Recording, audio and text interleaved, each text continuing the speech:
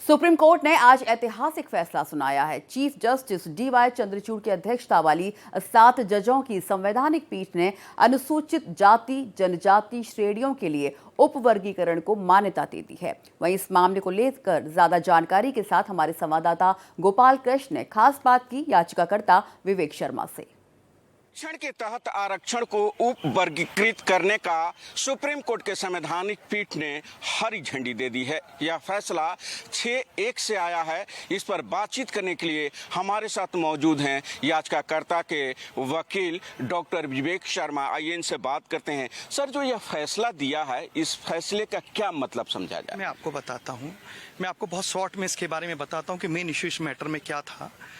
ऐसा था कि पंजाब गवर्नमेंट ने कुछ साल पहले एक एक्ट अपने यहाँ पे पास किया था, जिसमें उसने SC/ST कैटेगरी में एक पर्टिकुलर सब ग्रुप था कास्ट का, जिसे उसने कोटा में कोटा दिया था। मतलब SC/ST कैटेगरी का सब क्लासिफिकेशन निकल के एक पर्टिकुलर कास्ट ग्रुप को कोटा दिया गया था। उसके बाद वो matter Punjab and Haryana high court में चैलेंज किया गया। Punjab and Haryana high court ने उसे स्टक डाउन कर दिया। Then that matter was come to the supreme court. उसके बाद 7 जजों की संविधान पीठ के सामने उस मैटर को रखा गया। कुछ और भी याचिकाएं थी, चीज़ें थी, जो सब मैटर्स रहते हैं। तो मेन मुद्दा जो 7 जजों की बेंच के सामने ये था कि क्या SC/ST कैटेगरी में जैसे OBC में सब क्लासिफिकेशन होता है, ऐसे हो सकता है कि नहीं हो सकता? क्रीमी लेयर का कंसेप्ट हो सकता है कि नहीं हो सकता? किसी एक पर्टिकुलर ग्रुप जो थोड़ा सा बैकवर्डनेस से आगे निकल गया उसे पीछे रखा जाए और जो नीचे वाला ग्रुप है उसे ऊपर लाया जाए, ऐसा पॉसिबल है कि नहीं? मेन मुद्दा ये था। इसलिए 7 जजों की संविधान पीठ का गठन हुआ था। तो बेसिक क्रक्स इसका ये था। अब आती है जजमेंट की बात, जिसे मैं आपको बिल्कुल शॉर्ट में बता देता हूँ। तो आज का, जैसे आपने अभी बोला कि 6-1 से आया है, तो 6 जजेस ने अपना जो उनका डिसीजन है उसमें उनका थोड़ा थोड़ा ओपिनियन है, जो सबने अपना ओपिनियन आज ओपन कोर्ट में भी रखा है, और 1 डिसेंटिंग है।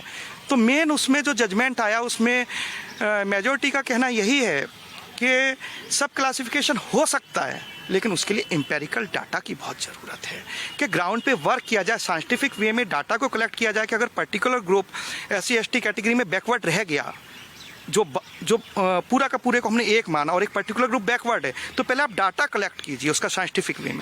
तो इस फैसले से यही समझ में आता है कि जो सुप्रीम कोर्ट का यह फैसला है, उस फैसले से के बाद राज्यों को पहले डेटा जो है वो इकट्ठा करना पड़ेगा कि आखिर अगर वो सब कोटा देना चाहती है तो उस कास्ट में कौन ऐसा पिछड़ा है, या उस SC/ST में कौन ऐसा वर्ग है जो सबसे ज़्यादा पिछड़ा हुआ है, और उस डेटा को इकट्ठा करने के बाद ही वह आरक्षण दे सकती है। भारत एक्सप्रेस के लिए कैमरा पर्सन हुक्म सिंह के साथ गोपाल कृष्ण।